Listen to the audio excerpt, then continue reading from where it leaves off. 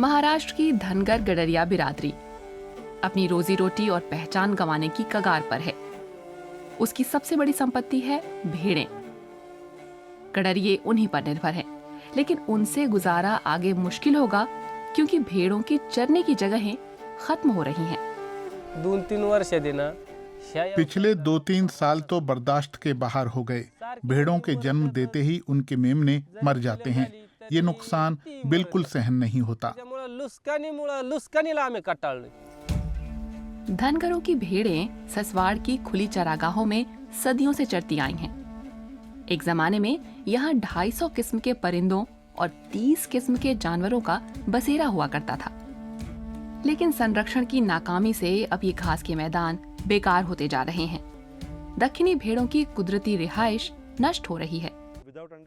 The grassland trust चलाने वाले मिहिर गोडबोले ससवाड़ इलाके के पशुपालकों का सशक्तिकरण चाहते हैं।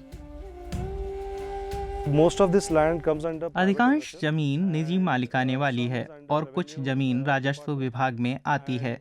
वन विभाग वाली जमीन का अभी कोई दर्जा नहीं है, लिहाजा बहुत सारे प्रोजेक्ट जैसे MIDC के प्रोजेक्ट इस लैंडस्केप में उतर रहे हैं। इन चरागाहों को महाराष्ट्र औद्योगिक विकास निगम के तहत आने वाले औद्योगिक क्षेत्रों में शामिल करने की योजना है। लेकिन सरकार को क्या इस बात का एहसास है कि ये इलाका यहाँ की बिरादरी के लिए कितना जरूरी है? सरकार को पारिस्थितिकीय और पर्यावरणीय संपन्नता और उस विशेष जगह की अहमियत के बारे में बताना होगा। तभी वो ठीक से फैसला कर पाएगी कि उस जगह को उसके मौलिक रूप में बनाए रखना है या उसे किसी दूसरे वैकल्पिक इस्तेमाल में काम लाना है। चरागाहें एक अनूठा और अहम रोल निभाती हैं और एक खास पारिस्थितिकीय प्रणाली में संतुलन बनाए रखती हैं। शहरों की निर्माण परियोजनाओं से ये संतुलन नष्ट हो रहा है और जैव विविधता पर खतरा मंडराने लगा है। इन चरागाहों का ज्यादातर हिस्सा अब शहर के दायरे के भीतर ही आ चुका है और इसीलिए भविष्य में ज्यादा से ज्यादा विकास की गतिविधियां होने की संभावना है। लेकिन बात सिर्फ औद्योगिकीकरण की नहीं है। गैर जरूरी वन रोपण और सरकार के गैर टिकाऊ सिंचाई तरीकों से भी कुदरत छीज रही है। इन सभी रिहाइशों में जंगल उगाना जरूरी नहीं है। यहाँ बहुत सारे पौधे लगा दिए गए, जैसे नीलगिरी और ग्लिरिसीडिया, जिनकी यहाँ के इकोसिस्टम में कोई भूमिका नहीं है। चिड़िया उनमें घोंसला नहीं बनाती और जानवर भी उन्हें नहीं खाते। वे पंप की तरह जमीन से बहुत सारा पानी भी सोख लेते हैं। भेड़ पालक यहाँ से जाने को विवश हैं, क्योंकि उनकी भेड़ों के लिए पर्याप्त खाना नहीं है।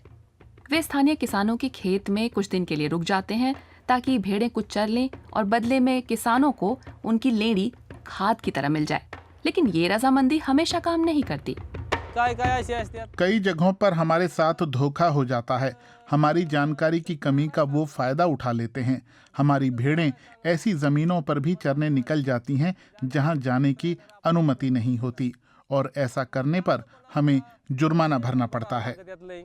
मिहिर गोडबोले का ग्रासलैंड ट्रस्ट सतीश जैसे भेड़ पालकों की मदद कर रहा है। उन्हें स्थानीय प्रशासन से मिलना, अपनी बात रखना और मवेशी की आए दिन हो जाने वाली मौत पर मुआवजे के लिए आवेदन करना सिखाया जाता है। अपने जागरूकता सत्रों में हम उन्हें प्रक्रिया और विधि के बारे में बताते हैं ताकि उन्हें समय पर मुआवजा मिल सके। भेड़ पालकों के सामने एक बड़ा खतरा तेंदुओं और जंगली सुअरों का भी है। गन्ने जैसी नकदी फसल के चलते वे चरागाहों में खिंचे आ रहे हैं। भेड़ों पर हमेशा इन जानवरों का निवाला बन जाने का खतरा मंडराता रहता है। तेंदुए के बजाय भेड़ियों जैसे जानवरों से निपटना कहीं ज्यादा आसान है, इसलिए वे अपने बहुत से मवेशी गंवा देते हैं। शिविर में तेंदुओं के घुस आने का खतरा हमेशा बना रहता है। द ग्रासलैंड ट्रस्ट की टीम धनगर भेड़ पालकों के लिए वन्य जीवों को ट्रैक करती है ताकि वे समय रहते हमलों का असरदार ढंग से बचाव कर सकें। ये टीम शोधकर्ताओं और स्वयंसेवियों के साथ मिलकर भेड़ियों की आवाजाही को ट्रैक करने वाले प्रोजेक्ट चला रही है। देसी जानवरों और उनके कुदरती ठिकानों को बचाने के लिए ये जरूरी है। ऐसे लैंडस्केप में जहां यूं लोग अपने वन्य जीवों के साथ साथ मजे में रह लेते, वो संतुलन पहले ही बिखर चुका है। सदियों से पशुपालकों का ठिकाना रही ससवाड़ की चरागाहों और झाड़ियों की रिहाइशें बहाल करने की लगातार कोशिशों में ट्रस्ट जुटा हुआ है।